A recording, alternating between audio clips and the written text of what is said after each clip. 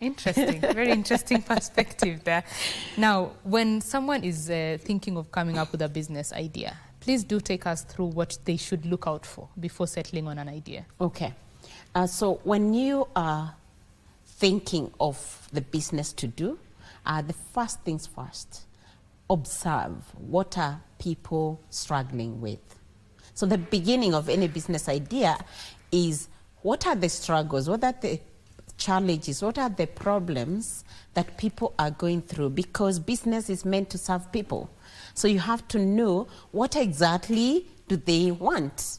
So observe to understand the problem that people are facing or the people that you want to serve are facing. So once you observe the problem, then you ask, how do we solve this? Yes. Right. Yeah. So as an entrepreneur, you have observed the problem. You have seen the opportunity. Yes. How do you settle on a valid idea? Because there are very many ideas. Every other day, ideas are born. Oh, yes. But there are those that are valid and, you know, take up and grow. And there are those that die within, you know, a year or months of implementation. Yeah. Yeah. Thank you. That is a very important question, because ideas are many. They say they're like hair. And everybody has got ideas. And some become business, others do not. Actually, in my book, The Hits and Misses, I've highlighted that generating a business idea is actually like, I mean, it's a story I've given there, my personal journey of, you know, conceiving a baby, and then sometimes people miscarriage, and others go all the way to being born. So yes, ideas come, but some succeed, and very few actually become businesses. So how do you know what is a viable idea? It is to look at, is it solving a big problem? And are those people you're solving the problem for willing to pay you money to solve that problem? Because sometimes people have problems that we think they want to solve, but they don't want to solve it, or they don't want to pay to solve it. So you know whether the idea is viable when people pay you money. Why? Because people will only pay when they want. So if they don't pay you, just know that that idea does not work. It is not viable. Yes. No matter how good it is on paper. No matter how beautiful it is. And you know, we come up with very beautiful ideas. Yep. I normally say, you know, we build castles in the air. If you go to somebody and say, this glass of water is costing 10 shillings, and they don't buy it, and many of them are not willing to buy it, you think they had a water problem, and they're not willing to pay for it, then it's not a viable idea. Yes. Practicality is a very important thing when learning these lessons. Yes. If you could very briefly give us your story, yeah, your story on matters ideation and how, as you say, the miscarriage of the business happened. Yes, yeah. I have so many stories. Right. Let's start with the very first business I began was actually a cyber. Many years ago, I was only 27 years old. I started a cyber business somewhere in Nyali, and it picked up. That was in 2007. It picked up, but then post-election violence happened, and all the target group, the Wazungus we were targeting, they left. So we had no one to pay us.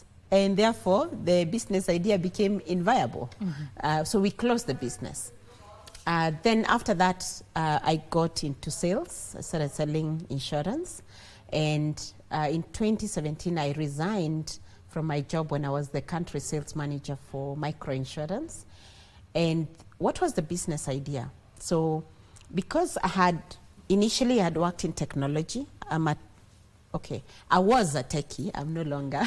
Okay. Technology changes so quickly, Right. so I can't claim to understand it so much, but I have an idea. And then I got into selling insurance. Then I started selling life insurance, then all the other insurance products.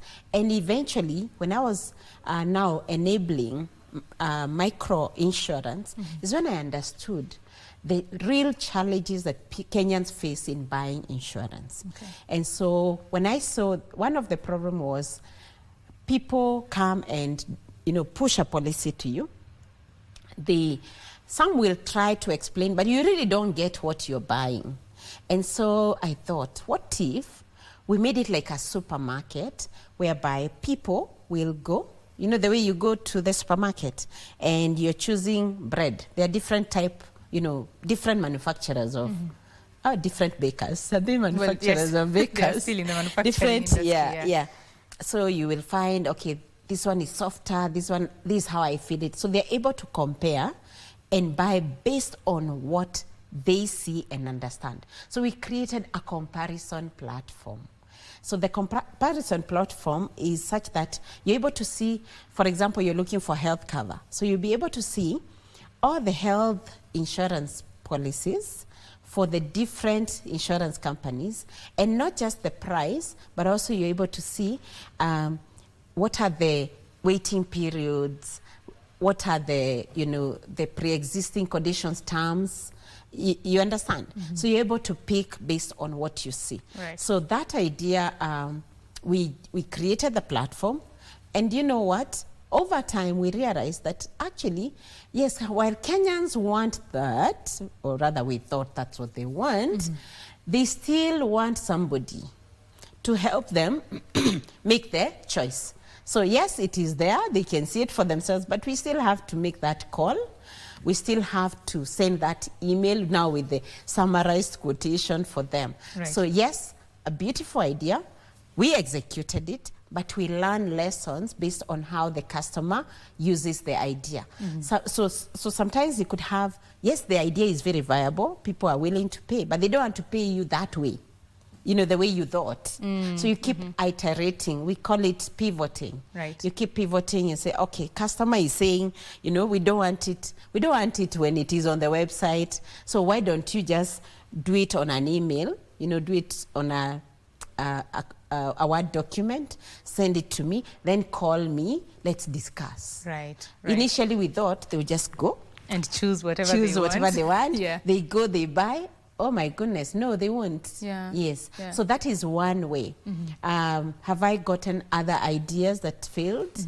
Yes, there's a time I decided to create a software, and then the software people could not pay for the software. Yeah, so that idea died. It miscarried before it was fully blown up. Right. Yes. That is very interesting. I like that through the experiences that you've shared, there's the issue of pivoting that you've mentioned, and also there's unprecedented risks that ended up killing your first business, the cyber cafe. Yeah. So for a business person, you've come up with this idea, you've implemented it. How do you put in place the systems to ensure that this business survives beyond you? Very good question. Yeah. Business is very interesting. And I'll still use the example of BeSmart, right. The company. So after doing BeSmart for about 5 years, I, as the founder, got a serious burnout. Right. And it came in such that I could not work. I would wake up, I look at the laptop, and tears just start flowing. It's not because things were not working out. In fact, we had, that year that I was getting a burnout, we had done 7 times growth from the previous year. But from where I sat, I was very useless. Okay. So I would wake up, and because I couldn't work, I was like, I am very useless. I can't even grow a company. I can't do all these things. And this happens to many entrepreneurs. I've actually recorded that in the book, The Hits and Misses. That is actually when I wrote the book. I was just journaling what I was feeling every day. And my editor decided to make it a book. So when I realized I could not do it, I sought help. Yes, I knew I needed many types of help. My family would say, you need to see a psychotherapist. But I knew I needed a business psychotherapist if there is anything like that. Right. And so I looked for my friend, Joram, and I told him, do not talk, just listen. Okay. And he got me a whiteboard, normally entrepreneurs, many of us, we like to think through a whiteboard. Moment you can see I'm looking for it because I feel like I need to demonstrate. And he told me, okay, tell me about your business. So I showed him exactly what we do, and he told me, I know what you're suffering from. And he told me it's a burnout. So he diagnosed my problems as a burnout. I didn't need to go to the hospital. Of course, he also recommended I see a psychotherapist. And it is that time that he asked me, who in your business can take over? And I remembered I had two very key, people who I trust, who had groomed, and we agreed that one is going to be groomed to be a CEO, and the other one will be the head of operations. And so he crafted a program for them, a leadership program for them, 3 months, and they were put on that program. That's how I was able to leave my business, Be Smart, and it is still going on without me. Why? Because we had to, to groom people, to prepare them to take over. Previously, before then, because we had an investor, this helps a lot. Investors won't come into a Madhogodhanyo business. Right. Madhogodhanyo means Kenyans understand what I mean. It's neither here nor there. So when investors came, we were able to put structures, systems, processes that would survive without me. And that's why even when I was going through the burnout, the company was going on. So all we needed was leadership. And that's what is happening. That enabled me to leave Be Smart. Not really, okay, I'm still the founder of Be Smart, but I don't run it on a day-to-day basis. And I was able to start 20X Entrepreneur. Why? Now, when I had given up, by the way, I was going to become a monk because I had given up completely. Okay. All right. Before I went to Kathmandu, Nepal, to become a monk. You actually went? I didn't go. Okay. All right. But I was to go. Right. I had a plan, a grand plan of how I'm going to go and live in the forest with the monks. And before, I was to go in March 2022. And in February, when February began, I was taking a shower and I got this idea of 20X. It had been like 6 months before I ever got any idea. We say they're here, and everybody got some. For 6 months, I did not have any idea, anything that I can do, because I was in the negative mood. I was wallowing in my negativity. And on that day is when it came out so clearly what we are going to do, how we are going to help businesses scale, because we had scaled before. And I left the bathroom, I wrote all those ideas, and I called the team and I told them, this is what we are going to do. I actually used the Be Smart team. Some of them, I called them aside and I said, this is what we are going to do. Right. And they were very excited to start that. Right. So before we just get into the depth of 20X and how the idea came about and the birthing of it, let's talk more about the previous side of things at Be Smart, because there are so many entrepreneurs who they are the business, right? Yeah. So if they get sick today, nothing will move, right? Or the business dies altogether. Yeah. So what would be your message to people in that situation and how they can turn things around? Okay. Right. Yeah. Let me begin. When I resigned from my job, I had a very, very good job. I knew and I was determined that I'm not going to be self-employed.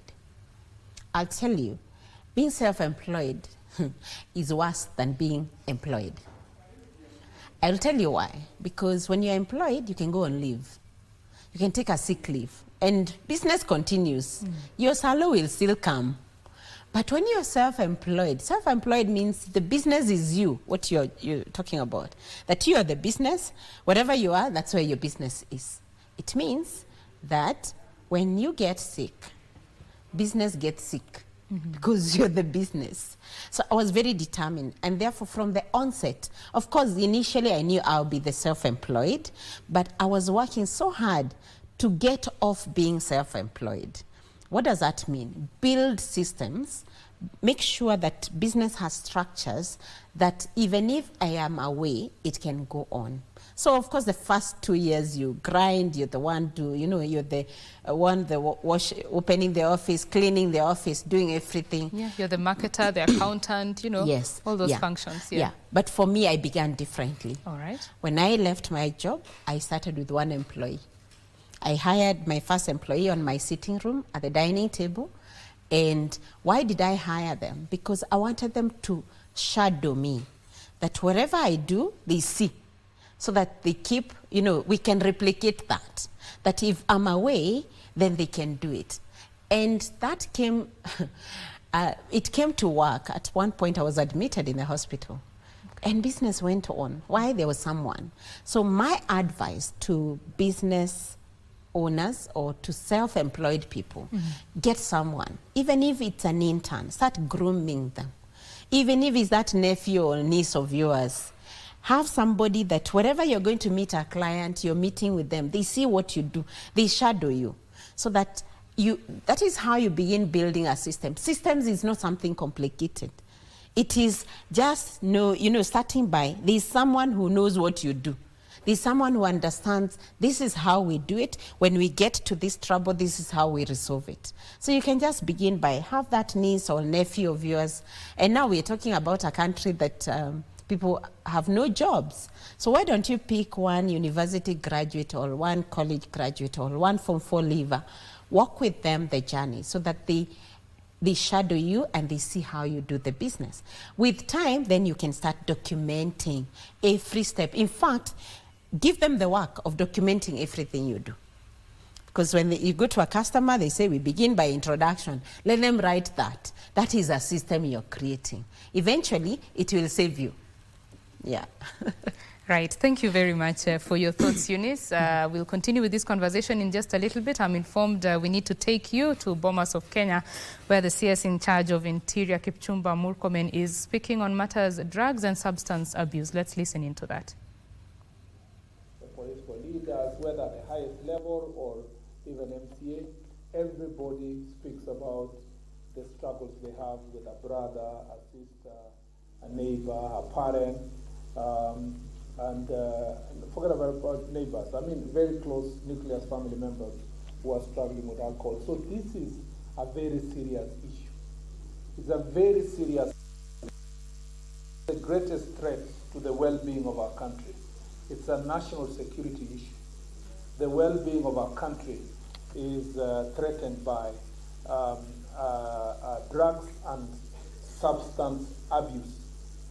And so when we are here, we have a very serious national duty, and this function must be taken as serious as it should. And I thank the IG for saying that the relevant department needs to be upscaled to the level of anti-terror unit, because there is,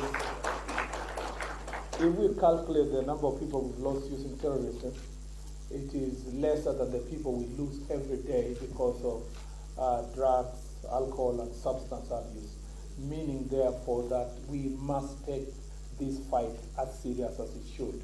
I thank my friend Wanyama Chebukiri, who really recognizes that this problem is national, and he told us about his experience in his village, because another villager the other day was making this conversation about only his village, for about the country. And we cannot make this conversation about your tribe, your village, your community. This is a serious national issue that does not deserve to be, reduced to political boxing. It is important for all of us to make sure that we take this thing very seriously. And as a government, and you saw here, the IG has spoken as the Inspector General of the Republic of Kenya to signify that we take this thing seriously nationally, and the government of Kenya does not target to allow alcohol to certain villages and the people who have failed in the past to make money, because they have now lost the opportunity to make money in their pretentious efforts to fight alcohol achieving in this conversation. And this is a very serious issue. So I want to say that this thing is very passionate for me, but let me read my speech. University life is a transformative journey, as we all know. It's a time of self-discovery, intellectual growth, and social exploration. But it's also a time of vulnerability. The newfound freedom, the pressure to perform well in the academics, and the desire to fit in can sometimes lead our youth down to a very dangerous path. It is therefore with concern that I stand before you today as we launch the drugs and substance abuse among universities in Kenya, which was done in 2024. This is a document.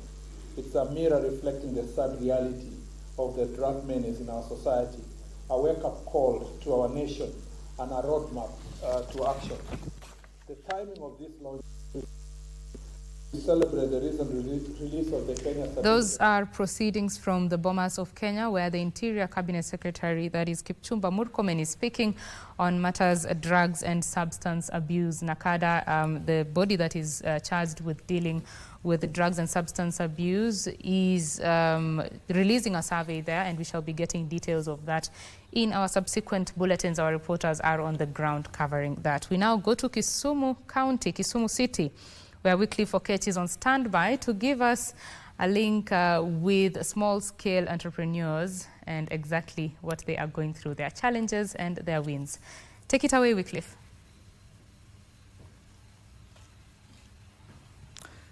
Thank you so much, Betty. Kiptum, back in Nairobi. Like you've rightly put it, we are coming to you live from the lakeside city of Kisumu, and I'm sure you can see behind me or just in the background, there is a group of gentlemen very busy in the background here, and it is a company that is called Jupas Busy Limited. And Jupas Busy Limited is a is a small business that is dealing with the value addition on sugarcane to produce what I'm told is juice. So it is a small business that is producing juice out of the sugarcane plant. Remember, this side of the country, or Nyanza, or even Kisumu, if you like, is big in terms of sugarcane planting, sugarcane production. There are farmers that supply this cane to the factories such as Chemelil, Moron, and the rest. And there are those farmers that cut it all and sell it to clients just as all as it is. But then there is this group now that adds value to it so that they can fetch more revenue. But then to get us more details regarding this sort of business, I'm going to engage the founder of this business, that is Perez Onyango. If you just come along. Perez Onyango is the founder of this particular organization, this business here. And probably look into the camera, tell us exactly, apart from the sugarcane juice, what else does this startup deal with? I'll hold the camera, the microphone for you. Just look into the camera. Okay, my name is Perez Onyango. I'm the brain behind sugarcane juice blended with ginger and lemon. This is a value addition we are doing. The first time when we started, we were incubated at Kiridi, that is Kenya Industrial Development Institute, that is in Kisumu here. We were incubated for 1 year. And before that, we also considered, when I started, this is a company that we started with 2 young girls. The one is age 31, another one is age 34. I started it because I wanted a business that can be sustained for a long time. And because the ladies we started with, one has a master's degree from China, and another one has diploma in food and beverage. And I've also incorporated a young man here who is our manager. Our manager has got a master's in agricultural economics. So because I want this business to go far, that is why I started it with the young ones. I'm sure soon I'm going to retire, and then they will take over and move the business to the next level. So we started by sugarcane juice blended with ginger and lemon, sugarcane juice and hibiscus, and we are also now practicing what we call circular economy approach. The sugarcane we do, there is bagasse. After the bagasse,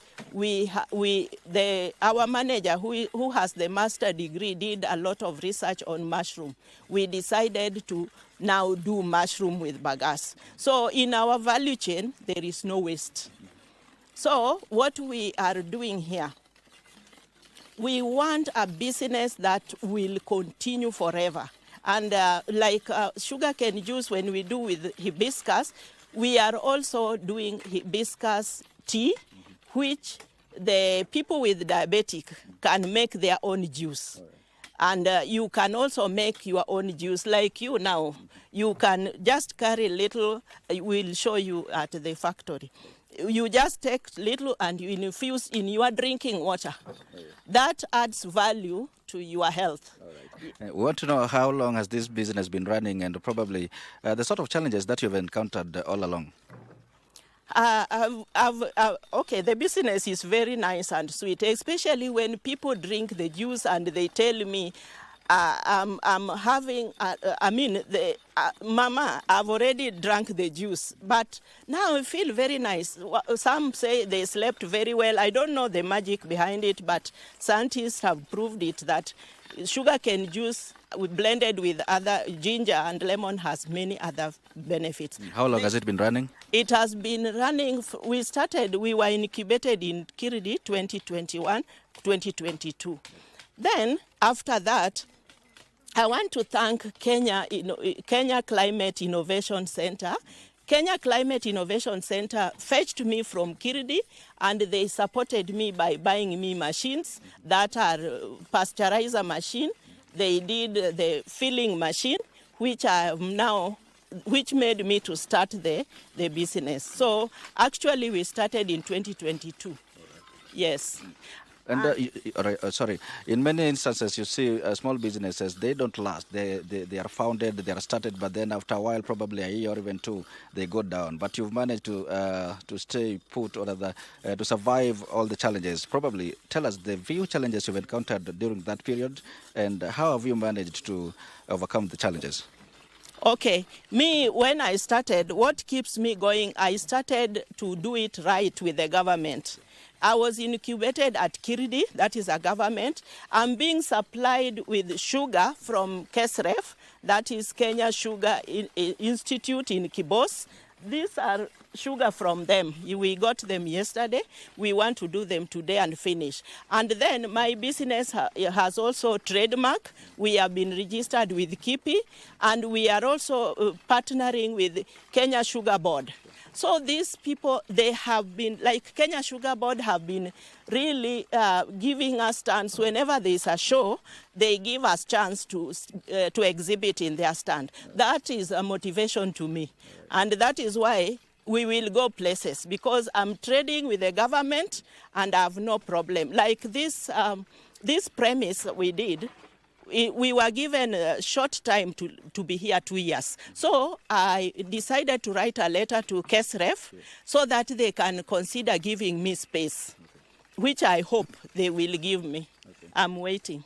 The other factor that small or other entrepreneurs that are practicing entrepreneurship in small scale, the other factor they're complaining about is the cost of production. How do you manage to balance your cost of production to ensure that at the end of the day, in as much as the enterprise is still young or small in such a manner, how do you ensure that at the end of the day you make a profit? Cost of production is very high. I cannot say I'm making a lot of profit, but we are surviving, because when it comes to KRA, you are taxed even before you make any profit. So sometimes you borrow to pay tax.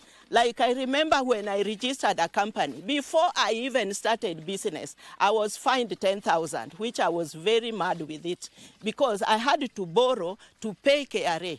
So anyway, I just plead with the government to make life easy for us. It is not easy. It is just because I'm doing what I love most. Otherwise, I would be out of business. And also, capital is another challenge for small businesses. What are your funding options when you started? Anyway, when I started, I want to thank God that My late brother, Francis, General Francis, really came up to help me because he wanted me to make this business grow so that I can employ so many staff. So when he passed away, I was left like that. Sorry for that. And I can see you are working with a group of young men here. Where are they from and how many are they? I'm very passionate about working with the students from institute around here. I've been working with students from Riyadh. Now these students you are seeing, during their off time, when they don't have classes, I give them work to do so that they can get pocket money. All these students are from Kisumu Polytechnic. So. Thank you so much, Perez. I'll engage you more off air after this. Let me just hand it back to you in studio. Betty, that is Perez Onyango, the founder of this particular enterprise. It is called Jupas Busy Limited. And you can see behind me here is a group of busy men. Like you've heard her talk, say this is a group of men from the Kisumu Polytechnic. They are students there, but then during their off time, they come to help here, to also to fetch some tuition fee and also some pocket money. But then again, there is a critical point that Perez has indicated, doing it right with the government. She was incubated at the Kirdi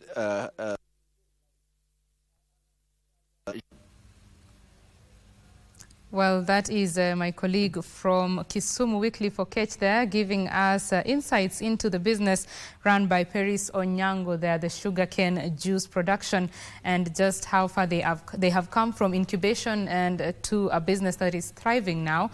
And she has brought up quite a number of issues that are very important for small businesses to take into effect, and we shall be discussing some of them with my guest on air, that is Eunice Maina, who is the CEO of 20X Entrepreneurs. Eunice, you have listened to Ms. Perez. She seems to have quite a number of, the boxes checked, right? Yeah? Yeah. Please give me your comments on that.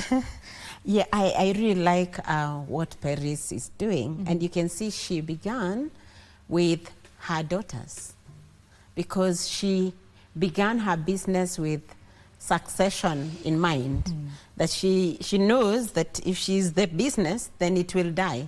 I really love what she's doing. And I think this has been contributed by the incubation she went through.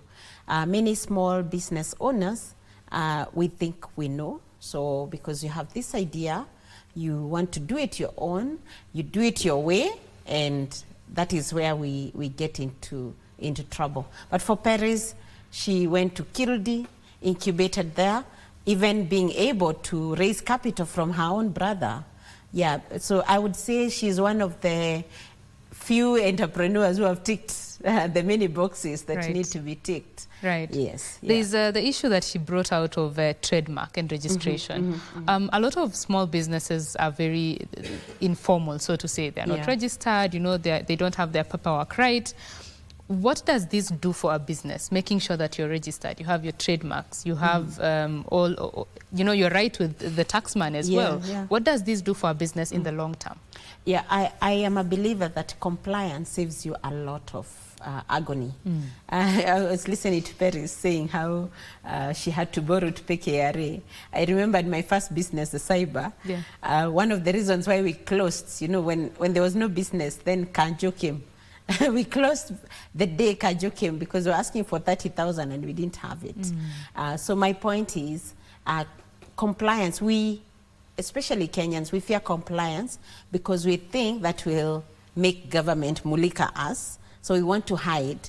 But over time, as I do business, I realize that when you comply, as Perez puts it, when you're right with government, then you can actually explore many opportunities. You see, Perez can come on TV.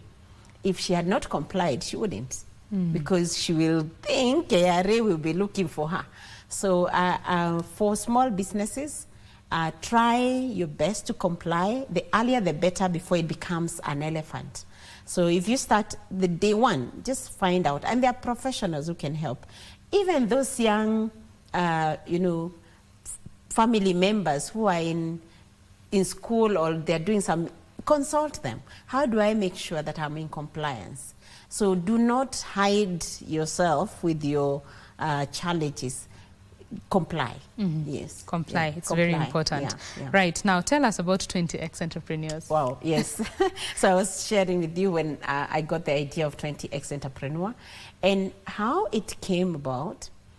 When I was very young, when I cleared university, my first job was, my first serious job, achana na hizo zingine, I did others, but the first serious job was training.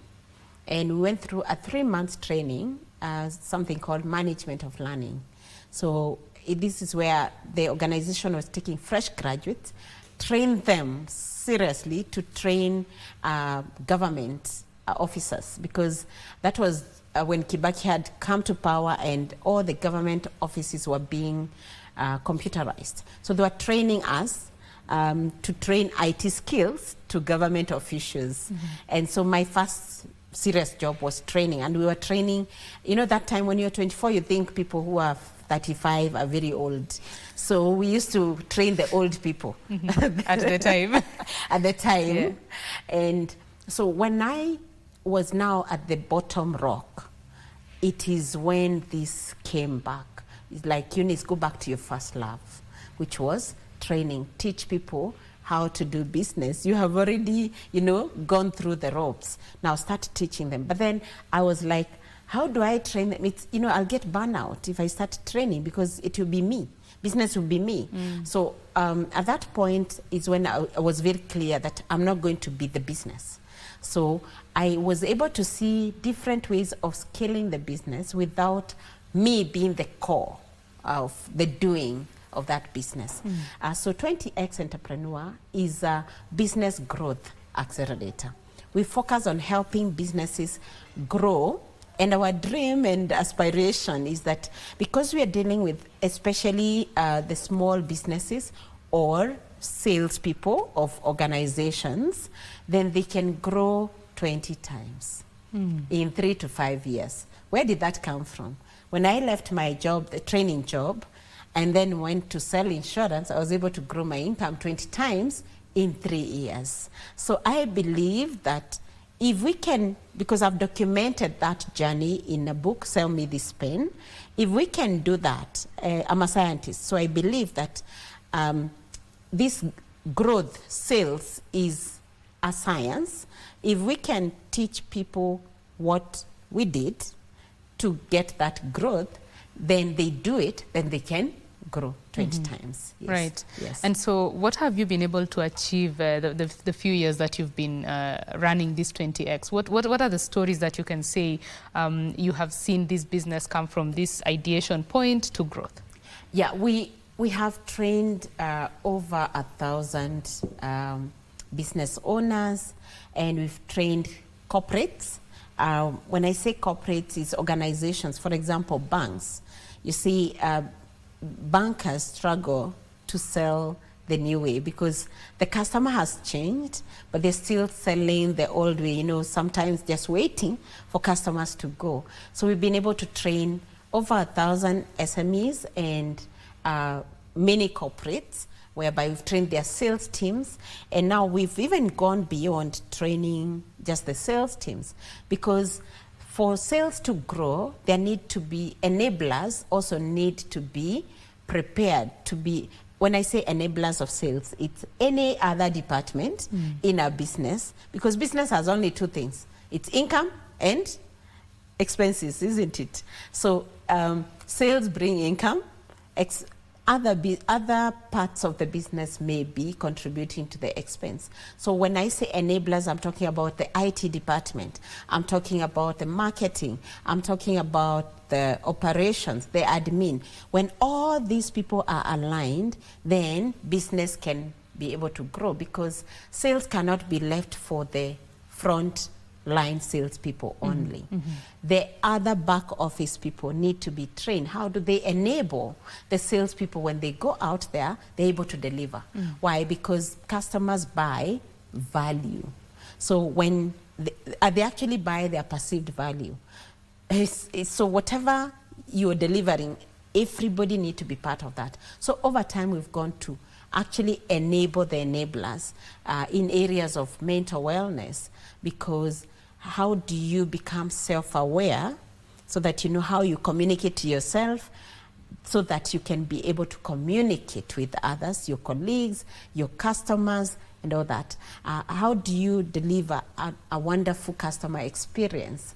How do you, if you're a leader, how do you lead this team to be able to enable these sales to happen? So everything, 20X, we focus, by the end of the end game is grow sales. But we know that the other elements in between that would contribute to growing or not growing the sales. Right. Yes. Yeah. Those are very important pointers. I know that one of your projects is ensuring that young people are taking advantage of the opportunities that are there in government, including affordable housing projects. Yeah. So please tell us about that and your experience so far, what you have noticed, and are people actually taking up these jobs? Yes. So last year, as we discussed earlier, ideas are many. And ideas come from seeing challenges, seeing where people are complaining. For me, I tell people I love problems. When I hear people complaining, I want to hear, what are they complaining about? Is there anything I can do about it? So last year, what was happening in our country, and I asked, what is the real issues? Are they real or are they imagined? And I took it upon myself to understand, okay, I just picked one area. And for me, I picked on the area of housing. And I asked, if when governments say they are affordable housing, are they there? Are they for real? Or are they stories? And you know that we have, we've been talking, many people, Kenyans, talk about, being given stories and there's no reality kwa ground. So I decided, watch on the ground, let me see, is it happening? Then I discovered it is actually their buildings. Some of them are complete, others are beginning. Then I was like, so why are we making noise around this? What is the complaint about? So, and I asked, me as a business person, is there an opportunity there? If I am a hardware owner, do I have an opportunity in this? If I am a plumber, if I am an electrician, if I am a mason, are there opportunities? So we came up with Chanuka, Jipange, now opportunities. Why? Chanuka, be enlightened. Just it's like a light bulb. Be enlightened. Jipange, organize yourself, put yourself together so that when opportunities come, they don't pass you. Because I told you I got into burnout and I got into a very negative mode. And one thing I learned when I was in that state is that you cannot get new ideas when you're in that state. And knowing what was happening last year in our country, people stopped thinking because there's so much, it was all about things that are not working. But then it takes someone to take a step back and ask, is there something working? Amidst all the non-working things, is there something working? And so Chanuka Jipange and opportunities is to stir people, especially the young people in the counties. And not just the young people, because, opportunities don't care whether you're young or old. That is true. When opportunities come, they knock at every door. Now, some people see it and take advantage of it. Others are so engrossed in their other things. Some are negative things. Others are, busy doing other things. So they don't see the opportunity coming. So we asked, how can we start up this enlightenment so that people can see it? So we started with Embu County. And when we went to Embu County, in Embu County, we had about 150 young people and even some not so young people in the room. And what surprised me is in that group, randomly picked, people, just hearing the word, those who came, about, say about 10% had benefited from the affordable housing project that had just ended in Embu. And my question was, how did you benefit? And then I asked the others, why didn't you benefit? So those who said they did not benefit, they say, first of all, hizi nyumba zinajengwa, ziko huko juu, nitapata title aje? And then we ask, what is your business? Me, I make windows. So how does your making windows and the title deed stop you from benefiting? From benefiting. So what is your business? So basically is to take them through a journey of what is your circle of control. Yes, there are people who will need to complain about the title deeds, but you are in business. Why is the title deed bothering you? Are the buildings happening? Are the housing being built? So what is innate for me as a business person? Right. And this is not to discount, the employees who are being deducted the housing levy and are complaining. But we as business people, we focus on what is in our circle of what opportunities control. are there. What is the opportunity there? Now, look at it this way. When these buildings have been built, see, there will be a salonist. See, these people need to be served.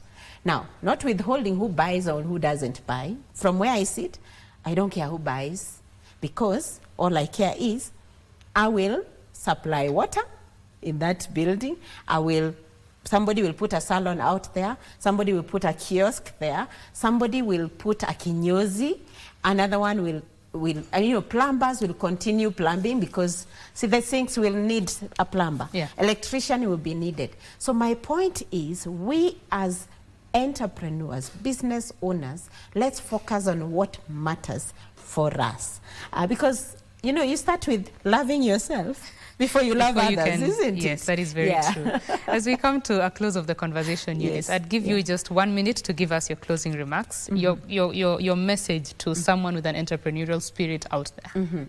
So my message to those who desire to be entrepreneurs, you can don't start thinking, don't overthink an idea.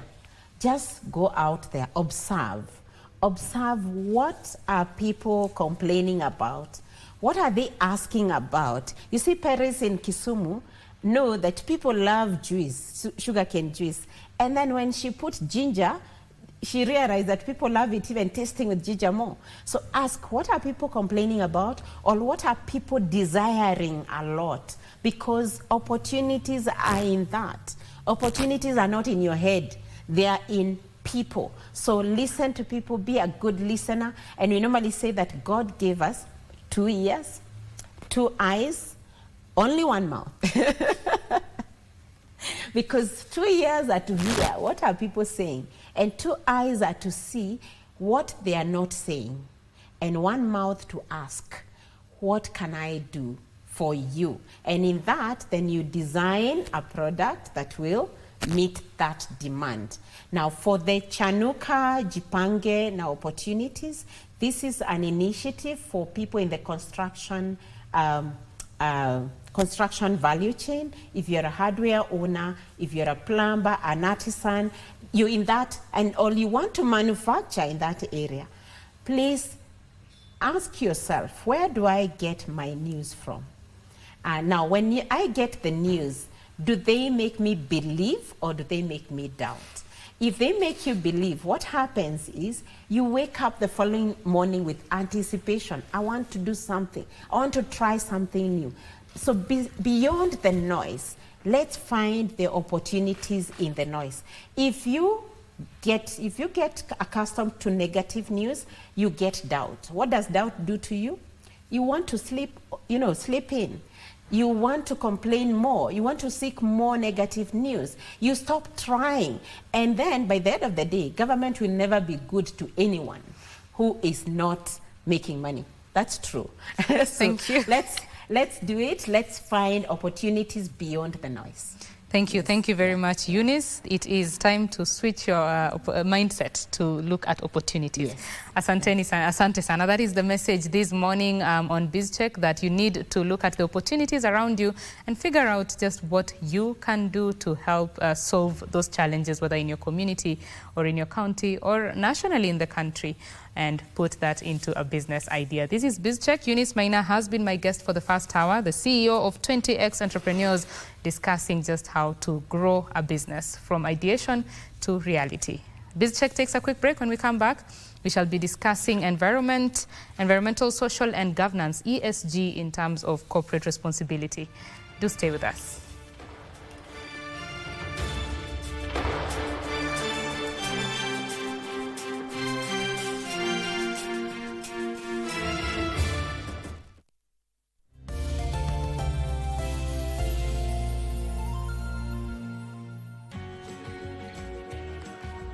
need some tests to prove that we're compatible. Rachel Lee Cook and Brendan Penny propose a toast to love. Welcome to our compatibility seminar. How do you want to spend Valentine's Day? A, relaxing at home. B, outdoors and active. Or C, going to a movie or a concert. C. A. C. Oh. Valentine in the Vineyard. Yeah, they're getting married someday. Okay.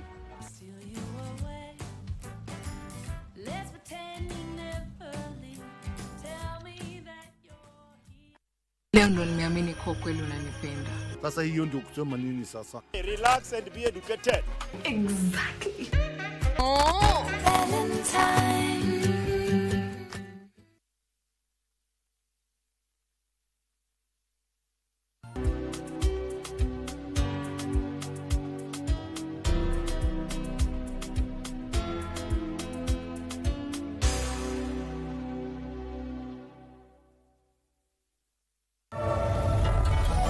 Are you relieved? Your parents don't look like they're gonna divorce. They're still in love. It's all thanks to you. You're awesome. With your help, I made this design. Isn't it quite unique? Shinyan, why don't you think about it? No. Don't agree. Okay, no problem. His life? How old are you guys? You're talking about his life? Sis, I'm begging you, please help me. Bura hataki harusi. Bura ameniharibia binti yangu, sasa iwasema ni mwizi. Jana lazima leo nitakuwa. Nuru, nimeshindwa kujizuia Jasiri. Kila wakati najihisi niwe karibu na wewe. Nuru. Jasiri huyo hapa. Jasiri nani? Nenda!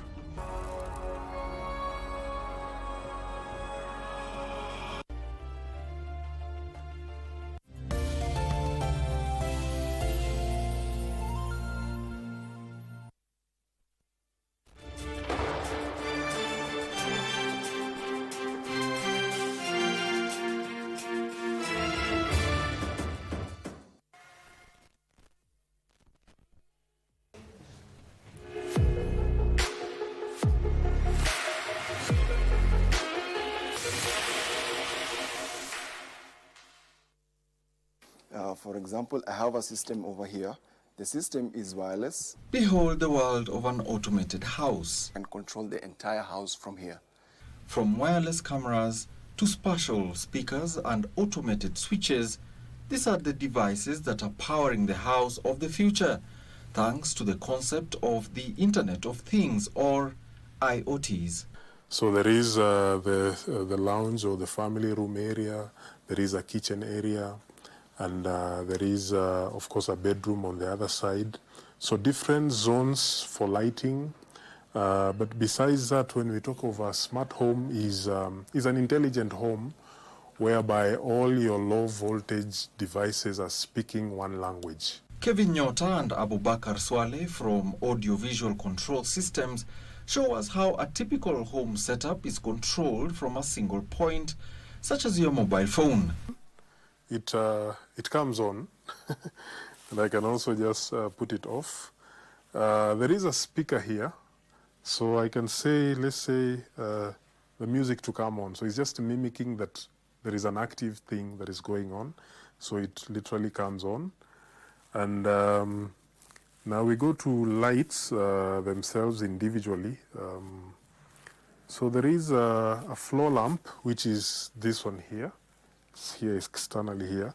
So if I say the lamp to come on, it comes on, but I can also dim it. So right now it's 100%. I can dim it to, let's say that is 20%. Yeah. Besides that, I can also, let me just put it 100%, and I can change the color temperature on it. Right now is warm white. I can switch to daylight, and then the color changes. As much as they are connected to the same circuit, I can control one fitting at a time. So if, say that, and I just want to control this particular fitting over here, so all I do is just turn this on. So this one, it will be on, and then if I want to increase the intensity, I will increase the intensity. Consumers who have used this technology speak of savings and convenience and what the government could do to make such systems available for Kenyans from all backgrounds. Maybe to make the business environment better, the issue of taxes, if they could be looked at, because a lot of people or a lot of things become expensive when there is a lot of taxes that accumulate to that. So the government could help in that way. Technology's contribution to the country's gross domestic product grew by an average of 9.9% in 2022, making it the second fastest growing sector after the hospitality industry. The Internet of Things is taking the world by storm, and Kenya is not being left behind, with audio-visual systems totally automated coming devolved into your household like this one. Alan Auko, Take One.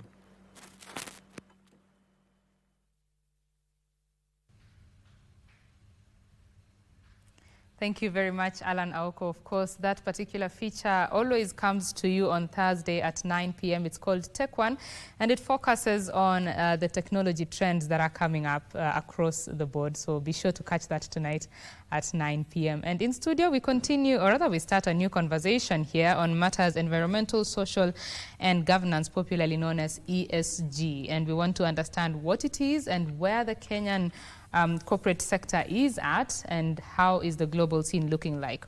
To have this conversation with me in studio is FCPA Cephas Osoro, who is the managing partner at Crow Kenya, as well as Dave Kiva, the director of consulting development at Crow Global. Thank you very much, gentlemen, for joining me. Thank you. Thank you. You're very much welcome. I will just throw it to you, Cephas. Let's make this an ESG 101. Please tell us, what is ESG? Thank you, Betty. I'll try and break it as simple as possible. E stands for environment. And environment, what's the impact on the environment? The Constitution of Kenya guarantees us to live in a clean environment. I look at issues like the farmers on the river. Is the water that they're using for irrigation suitable for irrigation?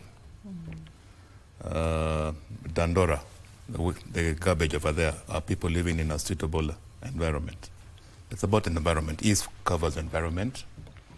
Now, social is how you relate with your community and your employees. Community, in the Kenyan context, if your neighbor is sick and you need to contribute for a hospital bill, there's a bright child somewhere who cannot go to high school, you contribute to the school fees, the funeral, the book, do you contribute? Are you sensitive to your employee? Are you also sensitive to your employees? We have the Ministry of Labor. How are you treating your employees? Are you treating them well? Are you mistreating them? So that's the social aspect. Now, governance is how you manage your organization to meet your objectives.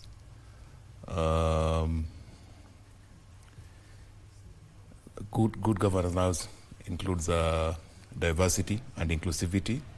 It's good. Most boards have that. Need to have a diverse and inclusive board. Corporate governance principles, they are there. Are you following them? So in a nutshell, it's as simple as that, ESG. It's not very complicated. Right. But the implementation is where it gets a bit complex, yes. Right? I'd like to bring Dave into the conversation. Please give us an overview of your experience in ESG and what you have seen in terms of corporates implementing these ideologies. Yeah, thank you for the question. From our perspective at Crow Global, Crow Global is an international network of consulting and accounting firms. So I work with the firms across the globe. So for implementation of ESG with their clients, and then the auditing of those practices, because I think there's two different perspectives to look at in regards to ESG. One, as you mentioned earlier, and Cephas mentioned, you have to start capturing the data. You have to have systems in place to understand what kind of carbon is being released, how much water are you using, and are you using that effectively and recycling that. Also in regards to the power that you're receiving, whether that's sustainable, renewable. You know, so part of the E part that Kefis just mentioned, we're helping companies measure that.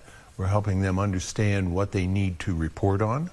And then we're helping them actually put systems or processes in place to be able to capture that. From the social aspect, you know, it's looking at the people and your impact on both the community that you work in, community that you live in, and then that the employees that you have for your business. So from that aspect, Crow Global and our firms, like Kefis's, are working with clients, both large and small, to make sure that they can understand those regulations. So there's education involved, both at the personnel level and then at the board level, because the G part, governance, means that, you know, the employees have to enact what the board is laying out. In addition, the board has to be aware of the governance and oversight that they need to apply to the company as a whole. So we help firms establish, one, that education, and then talk to them about the governance and processes that are in place. This really all comes into place as accountants, as the fact that groups like the Nairobi Stock Exchange have certain criteria in place to measure ESG and then report that to investors and stakeholders. So as accountants, we're auditing those efforts, making sure the firms have those efforts in place, and then saying whether they're correct or incorrect. And if they're incorrect, we give statements about that effect and what they should do to improve upon those. So those are what we're doing kind of around the globe with our accounting and consulting firms. So it's both a consulting effort up front, helping firms put ESG principles in place, educating their clients, educating their employees and their boards. And then on the back end, if you will, it's auditing and assurance that those standards are being met. Right. Thank you very much, Dave. We shall be getting into the E and S and G very in-depth in a little bit. We just want to join our colleague, Parsayo Frederick, who will be telling us about the celebrations for World Radio Day. Right, Parsayo Frederick is in Kawangware for the celebrations of the World Radio Day. Let's listen into that.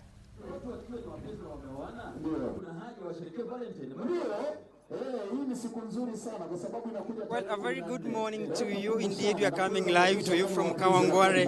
And indeed, it is a happy World Radio Day with this year's theme being radio and climate change. And with me, I'm joined by some of the staff who work at different radio stations for KBC. Most of them work for Radio Taifa and KBC English Service. Perhaps I could let them join us and to make us understand how this day is significant to them. Perhaps I'm joined by George Zwaka, who is also in the troop of this day, and perhaps your look is green. What does this mean to World Radio Day? Hakika tunazungumzia, ukiona nimevaa green, the main thing the message we are trying to send out ni about mambo ya tabia nchi. That's the climate change. That's what we are really talking about. The message we are trying to send out there. So siku hii ni siku ya redio na ni kwamba lazima tuweze kuchangamka, na ndio sababu tumekuja hapa Ongwaro ama Kawangware kuweza kusherehekea na wakazi wa maeneo haya. Radio imekuwa ni chombo muhimu. Ukiangalia kwamba radio imekuwa ni baadhi ya vyombo vya habari ama ni chombo cha habari ambacho kina ile immediacy ya kuweza kupeana taarifa wakati wote ambapo kuna kitu ambacho ama tukio lolote ambalo limetokea, kuweza kulipasha kwa mtu yeyote na kufikia umati mkubwa. Unapata kwamba radio ni njia rahisi sana kuweza kutumia kuweza kupasha ule ujumbe, na ndio sababu ukiangalia vizuri utaona kwamba katika gari mtu yuko na redio, mtu akiwa shambani pengine atakuwa na redio, katika pikipiki kuna redio, katika kioski utapata kuna redio. Si kama pengine vyombo vingine vile vya habari ambavyo lazima uweze kuvibeba ama upate kwamba lazima uweze kutafuta satellite, uweze kutafuta network ndio uweze kuipata. Redio inapatikana mahali popote. Nafikiria kwamba hata mfumo wa dijitali ambao umekujia umeweza kurahisisha Mkenya yule wa kawaida kuweza kuhakikisha kwamba inakuwa ni rahisi kuweza kufanya nini, kuweza kuitumia ile redio, na ndio sababu utapata kuwa wakati wote mtu yuko na ile redio ama yuko na simu yake na akuwe mahali ambapo kuna bundles, anaweza aka Google na kuweza kutafuta redio taifa, na atakuwa na nafasi kubwa sana ya kuweza kusikiliza redio, waona. Kwa hivyo tunasema kwamba siku ya redio ni chombo muhimu sana. Redio ni chombo ambacho kitazidi kuenziwa, licha kwamba wengi wanasema kwamba huenda pengine redio inaweza ikapata changamoto kutokana na ujio wa mitandao tofauti ya kijamii. Bado redio ipo na itazidi kukuwepo, kwa sababu ukiangalia katika maeneo mengi katika jamii ama katika ulimwengu wa leo, ni kwamba mtu anapotembea, redio ni chombo ambacho ni kidogo, unaweza ukatembea nacho mahali popote na kuweza kuhakikisha kwamba mambo yanakuwa ni mazuri. All right, indeed, I'm also seeing that your colleague, Mr. Momanyi, is also here. Could you perhaps make us understand what does this World Radio Day mean to you? And with this changing world, what is the space of radio in the media landscape? World Radio Day is all about celebrating our presenters, and so far the landmark that we have made so far as presentation and journalism is concerned. We are also going an extra mile also to go into a research and talk about what radio can bring to the people and TV. But for now, it's a World Radio Day, meaning what has radio done and how far has it maybe impacted the society in one way or another. When we talk about World Radio Day, we talk of prominent presenters, we talk about wonderful presenters, radio presenters, and those who are no longer with us. For example, we are celebrating our late brother Leonard Mamo Mbotela. Not only that, we are also going an extra mile and see what kind of programs are we bringing on air to educate. And in this context, we want also to see how can we impact, for example, Gen Zs who can come on board and become the best presenters of the day. As far as the World Radio Day is concerned, we need also to check on those who are getting on board to be presenters of the day. But we want also to be a station, for example, Kenya Broadcasting Corporation, to be a station, a radio station that is giving opportunities to people in a society to have programs which have developed them, and maybe to go into the heritage context and see. Radio is heritage. What kind of these shows that have been for long on air with their presenters and they've made them relevant all along. Some programs might have been led by some presenters who have been on air for long and they still sound relevant. We also want to see the relevancy of presenters on radio. All right, just another question. This year's theme is radio and climate change. Absolutely. Of course, this week will come to an end. Yeah. How about the agenda about radio and climate change? Will it continue or will it just also come to an end once this week comes to an end? About climate change is all about coming on board and talking of the reasons why we might be having some problems as far as climate is concerned, because we have some of the activities and some of the things that we do that have affected us today. They might have affected us and given us an image of the change of our society, because as far as climate is concerned, there is also the involvement of the listener, me and the public in general, and the contribution of what we do in our society that can affect the climate. And in this context, we need also to have the leaders on board who can talk on issues that can be related to climate and on what we can do that can affect us positively and can impact the society without necessarily affecting the society. All right, a quick one. Most of the time, we tend to appreciate our fans or rather our listeners. Absolutely. But today, this is World Radio Day. How does it feel that other people are now appreciating you? Yes. To be appreciated is one mileage that I can call is a plus for us, but we need also to see on how do we impact the society. For example, we have educative programs, we have technology advancement programs, and in this context, on how you bring out the show tells us more. We need to maybe improve on a number of issues like techno advancements. We talk of robotics and AI. Introduction of this stuff in technology makes us also to up our game in radio, because sometimes AI has been seen as a factor that can take us into another new platform. On how we need also to improve in our platforms in giving out shows that are of quality, shows that are of growth also, that are giving also the youth an opportunity to explore their creativity. All about radio is about creativity. Radio is about nurturing the talents and giving a chance to those who are also the upcoming talents, giving them a chance also to showcase their abilities. But we are not also forgetting that the government has given us this platform through the Ministry of Technology and Communication to give this creativity a chance. For example, those who are doing the creative stuff on TikToks and other platforms, social platforms.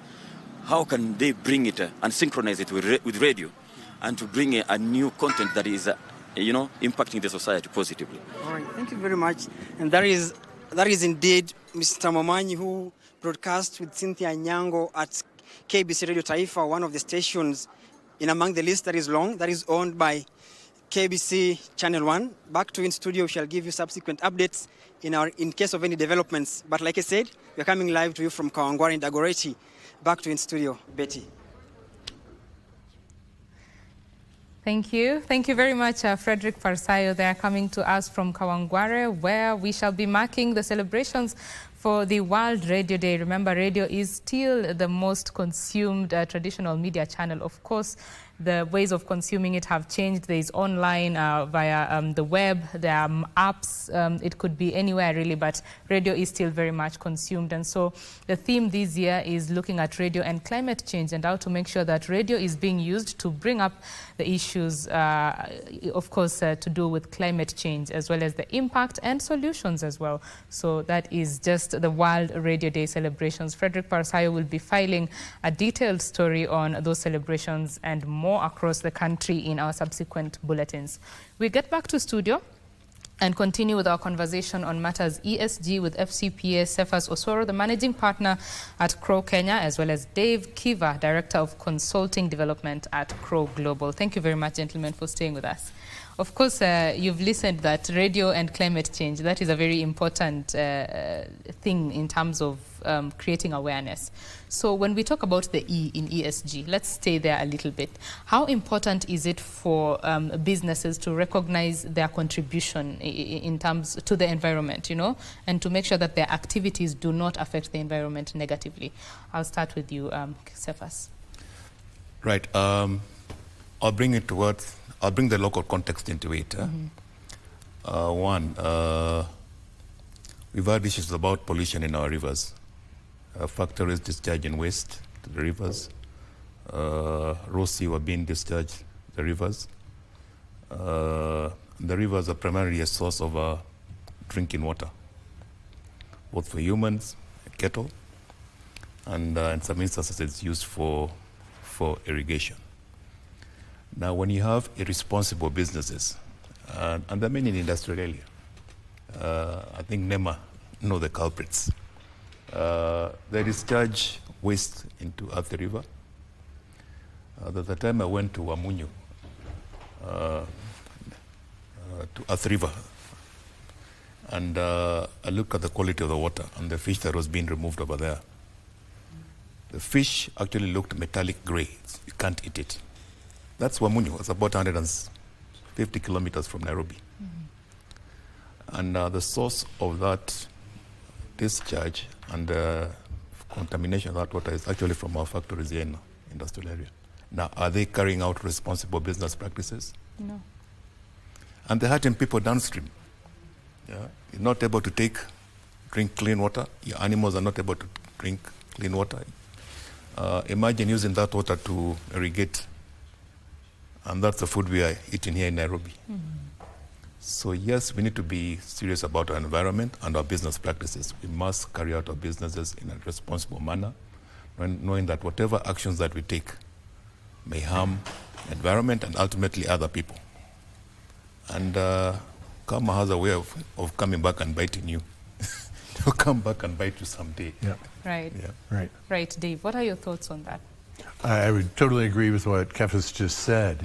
I think, businesses have to take a social responsibility for the areas where they're doing business, where their plants and production sites are. They need to think about long-term effects here, because it's not just the business, it's the people running the business, it's the people working for the business, and then their customers. So, the overall aspect of looking at the environment, whether, as Cephas mentioned, from a water perspective, we've got numerous sites around the globe that are heavily polluted based on the efforts by business, and then them, expounding chemicals into the air, expounding smoke and carbon dioxide into the air. Carbon dioxide is one of the biggest issues in climate change. It's taking away a lot of the atmosphere here that protects us from the sun and from heat. So I think we need to look at businesses doing that. If we go back in time around the globe, there have been issues all along, whether it's poisoning rivers, whether it's poisoning the environment, whether it's creating products that are not sustainable, can't be recycled, can't be replaced, and then create, our large, refuse dumps, if you will, around the globe. So I think it's very incumbent upon those businesses to take a look at that and really be a ideal corporate citizen, because it's affecting them as people, and it's affecting their employees, and it's affecting, the communities where they produce and have business. So I think it's very important to think about and to really capture, from a regulatory perspective, capture those efforts that they're making and show whether they're positive or negative. People, when they invest, want to invest in something that's very positive, adding back to the communities where they live, whether that be Nairobi, whether that be in Tanzania, or Ethiopia. You want to be able to think positively about the companies that are there, and the fact that they're not polluting, that they're not creating issues like Kefas mentioned in the rivers that affect so many people. When you're thinking about ESG sensitivity in a farm, it goes from choosing not to print, on hard paper, to ensuring that you're not dumping refuse, untreated refuse in rivers like the ones he's mentioned in the industrial area. So how do you come up with structures that ensure that every employee in the company is ESG sensitive? I'll start with you, Cephas. Well, part of the ESG strategy is to educate your employees about it. I think education is the most important thing here. And even to the Kenyans, I think education is the most important thing. Let them know that certain practices will harm the environment. Like planting the blue gum tree next to a river. That river will dry up very quickly. You soon won't have water. And I think that communication is going out. Again, things like NEMA educating people on not dumping waste into rivers. More recently, NEMA has been talking about noise pollution. We've had commercial enterprises polluting noise next to residential areas. Some instances you find some churches are insensitive to their neighbors. They have loudspeakers next to them, and the people living next to them, and there's that pollution. So education, I think, is key in terms of sensitizing about environmental impact. Dave, I'll be getting your thoughts in just a little bit. We want to take a quick break. When we come back, you shall be telling us exactly how to make sure that those structures are in place from your perspective. This is BizCheck. We shall be coming back in just a little bit. Do stay with us.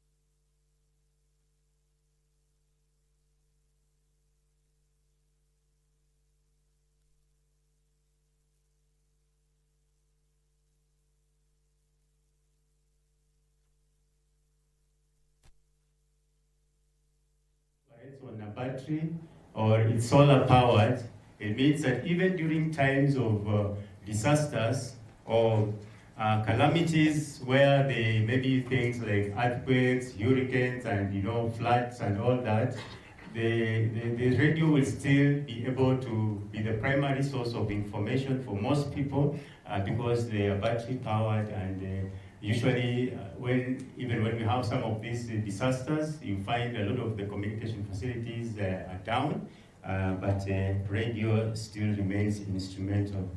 The authority, under its mandate, has the sole responsibility to ensure that the radio spectrum, which is a scarce resource, is efficiently and effectively planned so that we are able to maximize on it. And one of the things about broadcasting, and especially radio, is that it is governed by a plan. So we have to plan before we launch radio. The frequencies have to be planned at the international level. They have to be coordinated so that we have interference-free operation. And why do we have to plan? Is because we have limited spectrum for radio. Currently in this country, radio is mainly run on the FM band, which is just 20 megahertz.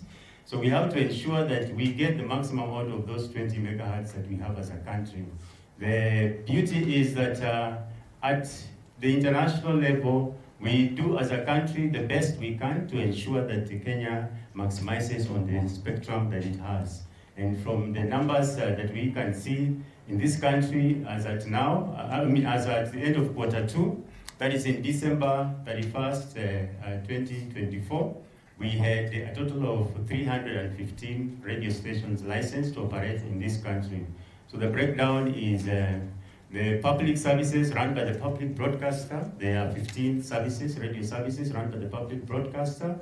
Community stations, we have 85 community radio stations, and the commercial stations, there are 215. They broadcast in both foreign and international languages, and also variety of local vernacular languages in this country. And the reason why radio is very popular in this country is most people would want to listen to information and news and entertainment in their own vernacular language. And we also have people, we need to know that there are people who may not have gone to school, but they are able to get information in their own vernacular languages which they best understand. So why radio and climate change is because radio is a very key source of information, and we thank the media because they enable this information, even on climate change, to be disseminated through this medium.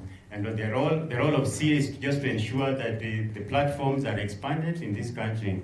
And because the FM band that is currently in use for radio is saturated with the authority, of course, closely working with the parent ministry and the industry stakeholders, in this country, we already have a strategy to introduce digital sound broadcasting or digital radio broadcasting. The strategy has already been approved.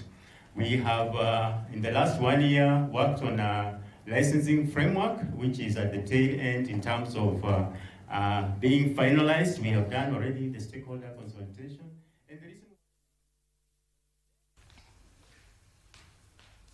Well, those are live proceedings from the Aga Khan University, where part of the celebrations of the World Radio Day are ongoing. Those are media stakeholders there, and the Principal Secretary in charge of broadcasting, Edward Kisiangani, is on the ground there. Our team is on the ground, and they shall be bringing us details on that. Remember, today is World Radio Day, so to all my colleagues in the radio industry, happy World Radio Day to you. Now in studio, we continue with our conversation on matters environmental, social and governance, ESG. And joining us now on set is Purity Rotich, who is the founder and CEO of Innovate and Elevate Leadership Academy. She's joining Dave Kiva, who is the Director of Consulting Development, Crow Global, as well as FCPSFers Osoro, the Managing Partner at Crow Kenya. Thank you very much for joining us, Purity Rotich. Karibu sana. If you could just introduce yourself in a minute and tell us what you do in terms of ESG as well. Okay. I run a leadership academy which is involved with the young people to be able to bring awareness to them to the opportunities that are available in the green economy, and also to educate them on a lot of opportunities that they can be able to have and create jobs for themselves, because we have a huge job shortage currently. And one thing that is coming out clearly is that they are no longer jobs, but they have to be the creators of the jobs. And even as we talk about the ESG reporting, we feel that companies can play a major role in creating jobs for the young people by allowing them to be able to carry out initiatives that allow us to have a better environment and we can be able to live in a better way. So giving the young people an opportunity in the green economy and the digital economy is the space that we work in. Right. Yeah. Thank you very much, and you're welcome. Thank you. Right, Dave. I would like to get your thoughts in terms of putting up structures in companies to ensure that everyone is ESG compliant. Yeah. With that, I think I'd like to kind of follow on here. The ESG world is short of consultants and accountants that have the capability and have the knowledge to be able to track and understand the requirements that are laid out by the various governments around the world. So I think, kind of coming back to this implementation for the young people, there are opportunities there to kind of dive in, if you will, into the regulations, understand those regulations, and then be able to communicate those back to the companies that they could possibly work for or work with as consultants or independent contractors. With that, most organizations are somewhat short on meeting all their ESG goals today. So with that, one of the very first things that as consultants and accountants that we provide, or that our firms provide, is something called a gap assessment. And what the gap assessment does is break down the regulations that are in place, create kind of a checklist, if you will, of those regulation guide points that need to be met by the firms. So this is a key area where young people could help understand those regulations, create these checklists of what firms need to be doing, how they need to be measured, the data that they need to capture, and then the checklist or gap assessment is created.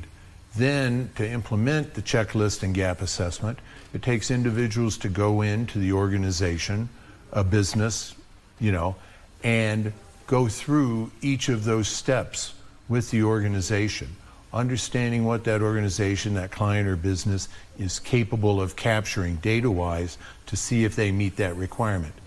Typically in a gap assessment for your youth, it's graded on a 3-point scale.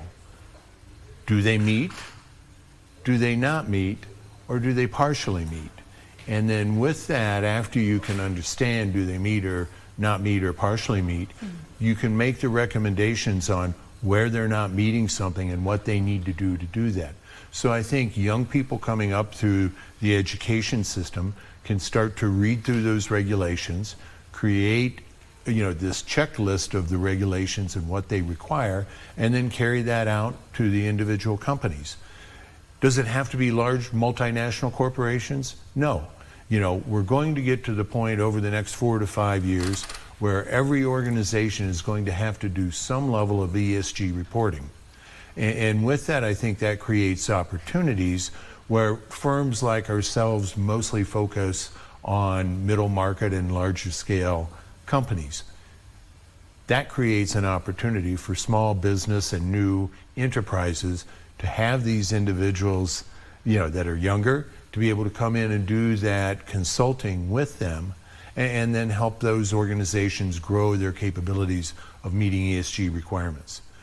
Secondly, I think that prepares these young youth and individuals that are at that point of growing up and becoming members of people like Kefis's firm and our firms around the globe, so they can move up, and then that enables the next generation to take over those lower, and then people can progress in their overall business lives and progress their own careers. So I think it's great what you're doing that way, and I think ESG provides that capability both from the environmental aspect and definitely from the social aspect on looking at employees, looking at the diversity, equity, inclusion that we had spoken about briefly, and being able to track that. So I think it gives them quite a bit of capability to move into ESG and become very productive employees and proponents in the business world. Right. Purity, I'll give you a second to respond to that, but just in a little bit, I'd like to hear from Cephas his thoughts on these opportunities in ESG. There are two aspects to ESG. at the moment, from where I stand. There's a reporting bit. There are standards already in Kenya. So the next 3 or 4 years, it's going to be mandatory for all firms in Kenya to report on the ESG in their financial statements. We have a shortfall in the number of professionals who can do that. So in terms of opportunities, there's a shortfall in that area. I mean, this is a very new thing globally. So the youth, if I were them, I'll try and get some training in ESG reporting, because you're going to be needed. You'll be needed to support companies in the reporting aspect. There's an element of also assurance or audit, or giving an audit report on the ESG reports that have been made by the companies. Again, the standards have been set. I think they're going to be implemented in 2028. The educators, the colleges, universities, start churning out that capacity, because all companies would require that. Yeah, and people like ourselves would also want to employ young people with that capability in our farms. So there are numerous opportunities out there. Right. Purity, in your line of work, what have you seen? Are these people there? Are they taking up these opportunities? Okay, I would say that there's a big challenge because they really don't know that that opportunity is already there. What most of the time they do is they think the education that they got is the only thing that can give them a gateway into jobs. One thing is that they need to just understand, like let's say for example, the part of climate change. They need to understand how an organization is playing a part in creating an environmental and a social impact in the community, and then be able to come up in partnership with the companies and be able to bring up initiatives, because these young people are very well informed. They're very creative. They know the biggest problems, and the whole perspective of the ESG is to bring awareness that we are in one planet, and other than profit, we are talking about how do you impact the outlook of where we live in environmentally. How do you impact the people socially so that you can be able to change the levels of poverty that we do have? And so as even on the reporting bit, a lot of opportunities are coming up, and I challenge a lot of them who are studying accounting, for example. It's a space that they should be looking at because it is very wide and vast, considering right now that a lot of organizations will have to be ESG compliant, including the small SMEs, and then also in the part of corporate social responsibility, because it plays a very huge part in terms of how companies now meet their ESG measures in place. So it's a very wide part, and the whole thing is creating awareness. That's where we're starting. And we are doing it slowly by telling them they can be innovative, and we can be able to give them a lot of trainings and programs to enlighten them to see more opportunities out of it. Yeah. Of course, Cephas, you had said that education and creating awareness is very important in ESG. You say that 5 years from now, all companies at the very least will have to do ESG reporting. But for companies such as the ones who are, releasing affluent into the rivers, we are talking people who only care about the bottom line. So how do we shift the mindset, especially from a management perspective, to look at the impact of the business that people are doing on the environment, on people around them, as well as how to govern right? I'll start with you, Dave. Oh, thank you for that nice question there. I think there's a couple different things. In regards to the businesses themselves, shareholders are soon going to start to revolt against investing in companies that are not providing a social and environmentally sound business. In addition to that, I think we're going to have plenty of young folks, as you'd mentioned earlier, they're up to speed on social media. They know how to create, web pages that are going to some degree, revolt against these kind of companies. And if nothing else, they're going to be able to make social media comments about these companies that are going to spread far and wide. That way, more people understand what these companies that are, if you will, bad actors are doing and how they're affecting the communities where they live and the people that are using their products. So I think there's really two things here. I think one, these younger people with their social media skills and their knowledge on how to use those are going to be great communicators and effectively get the message out about these companies. I think in addition then, there's more and more of, older people, if you will. Since I'm the oldest one here in this room, definitely people at my age, and then I would say, the other three of your age, that, now that you have a more prosperous life, that you're starting to invest, and people are not going to want to invest in companies that are not returning good products to the communities where they live, to the environment, that they're going to be polluters, and they're not going to have capital to be able to move forward their businesses. So I think it's going to be incumbent upon those managers in these firms and in these corporations to understand that and see, hey, if we truly are a bad actor, we need to kind of clean up our business and start promoting the good things that we're doing, showing that we're reducing pollutants into water streams, showing that we're reducing the carbon footprint that we have that's affecting the overall climate. So I think, starting at the bottom and kind of moving to the top, there's an education phase. I think there's a communication phase here that all of us can portray and be involved with that are going to affect these companies, and hopefully show to them capital is not going to be available for investment if you don't act in a proper way and show good social responsibility and environmental governance. Right. Thank you. Cephas, from a Kenyan perspective, are mindsets changing in the boardroom? Well, yes, they are. Listed companies at the moment are actually the ones who first started off on ESG reporting. I'm sure you've seen some reports in the papers. Safaricom does it very well, and it's put in the newspapers. I've also seen KCB. So boardrooms, yes, are changing. And maybe just to add on to what Dave was saying, in terms of picking the pain points here in Kenya and implementing it, what do businesses need in this country? Capital, cash. Any business requires cash. The banks here can simply refuse to finance companies that are impacting the environment negatively. They can. And these companies will be forced to behave. Yeah. We saw what the Gen Zs did last year on the social media. If they name and shame these companies, I mean, people start boycotting their goods and services. Yeah? As simple as that. Those are pain points. You need capital. You need to sell your goods and services.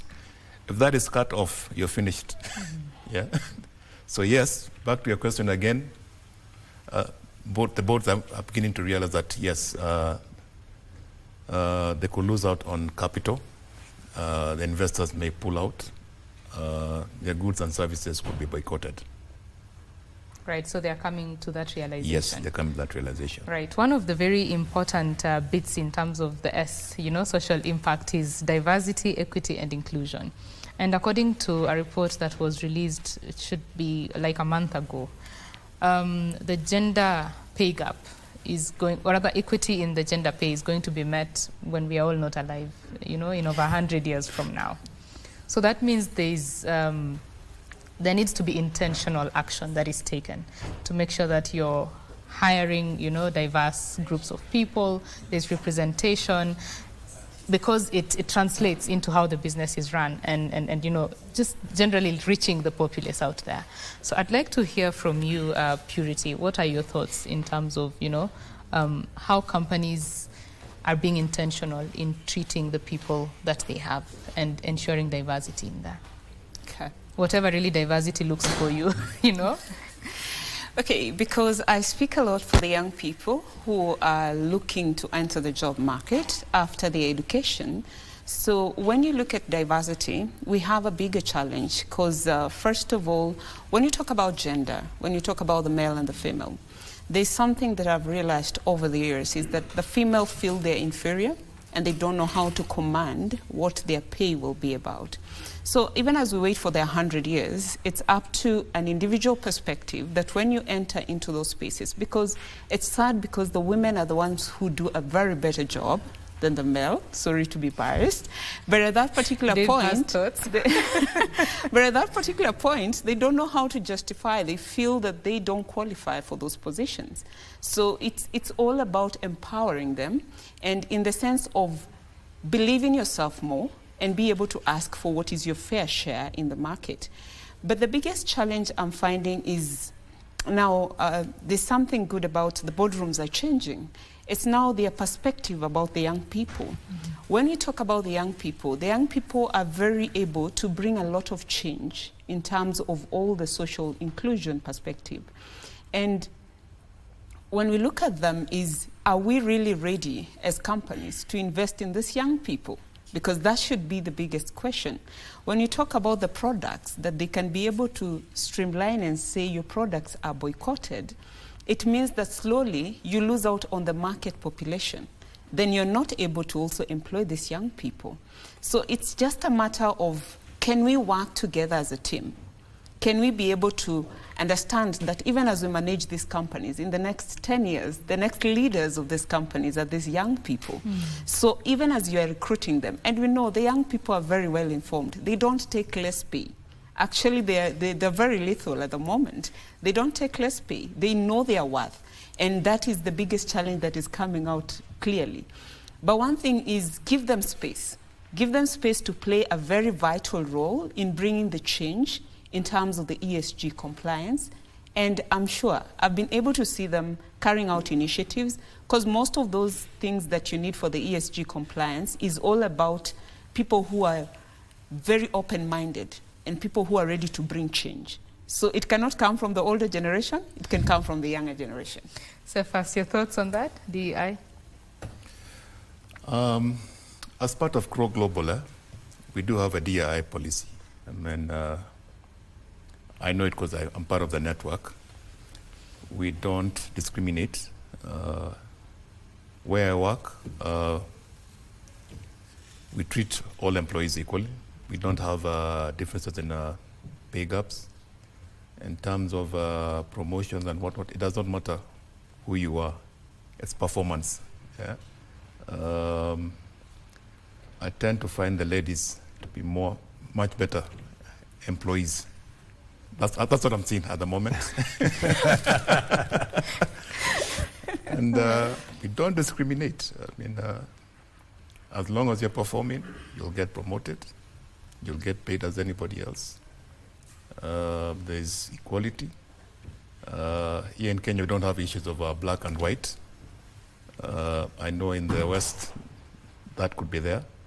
Maybe in South Africa, that could be an issue. There's several Asian-owned farms here. I don't think that is an issue here in Kenya. So in terms of DEI, I think Kenya has been very inclusive in that. The ladies started this from the Beijing conference and they've been very, very aggressive. So the girl child, I think, is actually treated much better than the boy child in Kenya. That is an entire conversation we can have for another 2 hours. Dave, please, your thoughts on DEI. Yeah, I guess to follow a little bit on with what Cephas said, you know, we're here in town for the next couple of days with the African group.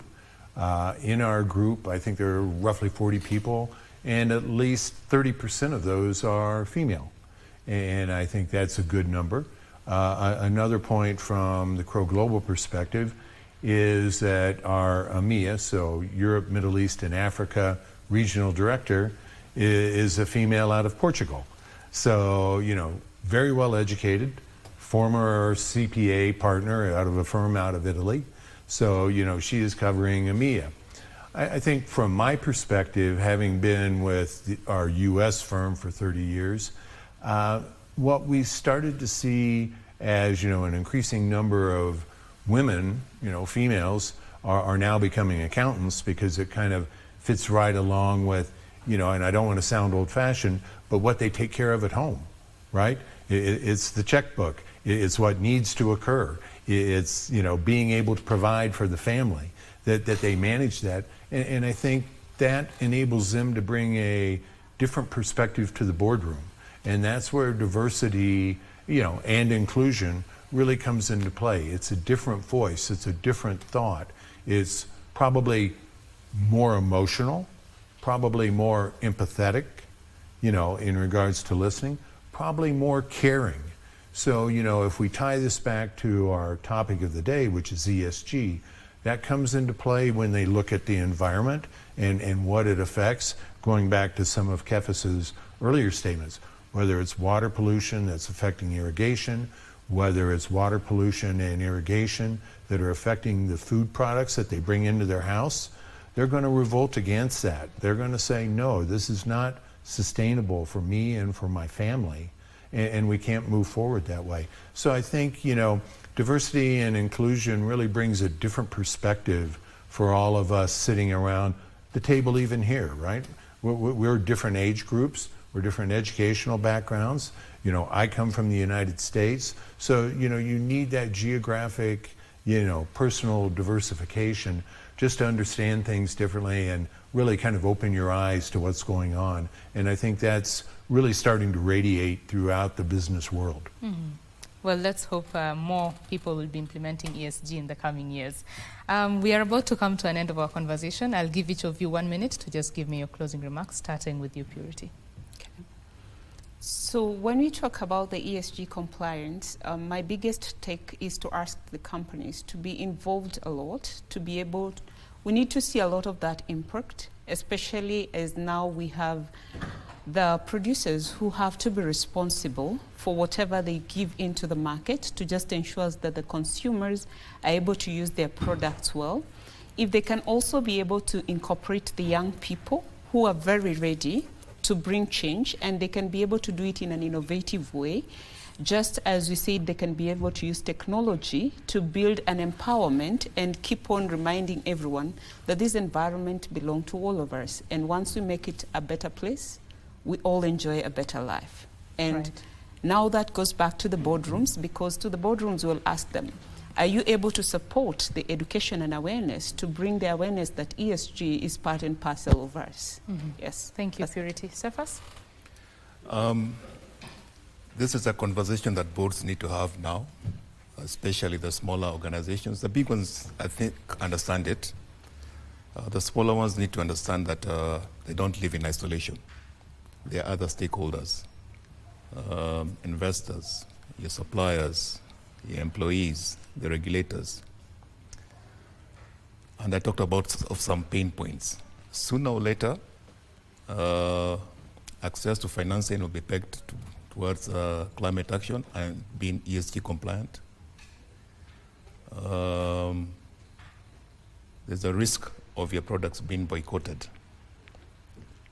If you're polluting the environment, that risk is there, and the young people are well educated and they can communicate very quickly, and that word will go around. Right. And it could seriously impact your business and even bankrupt you. So for corporates, don't wait for the reporting aspect that is ongoing. The next 3-4 years, all of us will need to have ESG reporting in our business. Don't wait for that. Start now. Run an ethical business. Carry out ethical business and think about your environment. Don't be selfish.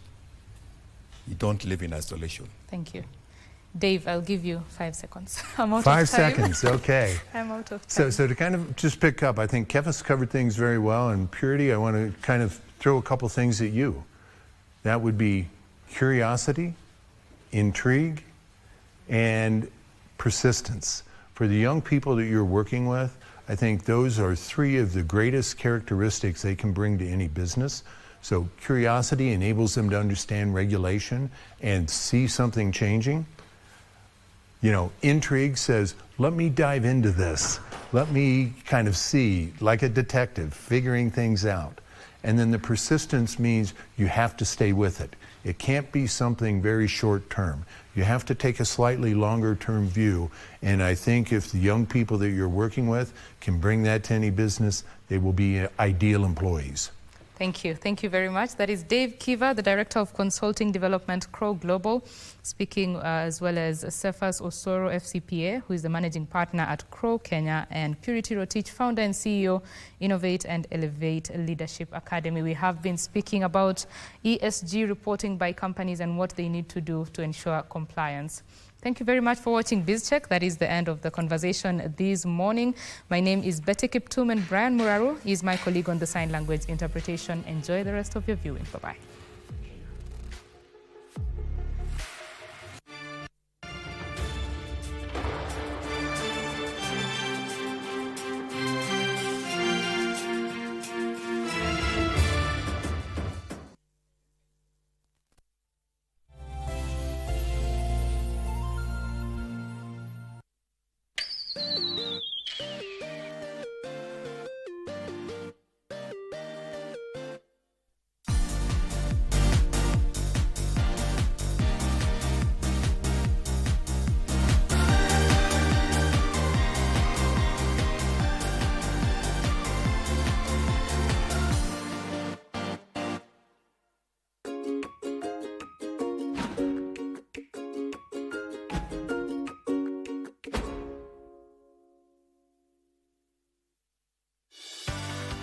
Many things that once required human brain power can now be handled by artificial intelligence. AI's ability to swiftly analyze complex data lets it identify individuals in a crowd or precisely predict traffic flows to alleviate congestion. Now, a new use has been found for AI in Japan in the world of manga and anime. A service called Sai-chan uses AI to create unique illustrations of faces. It works like this. Choose the face you like best from the first selection presented. The AI analyzes your preference and instantly creates 14 similar images. Manually drawing a human character takes us at least 2 weeks, up to a month. The AI gets the same kinds of results in just 0.03 seconds. The AI learns your preferences from your selections, getting more accurate each time. Millions of variations are possible. This game production company uses Sai-chan to develop characters for their games. Sai-chan has created over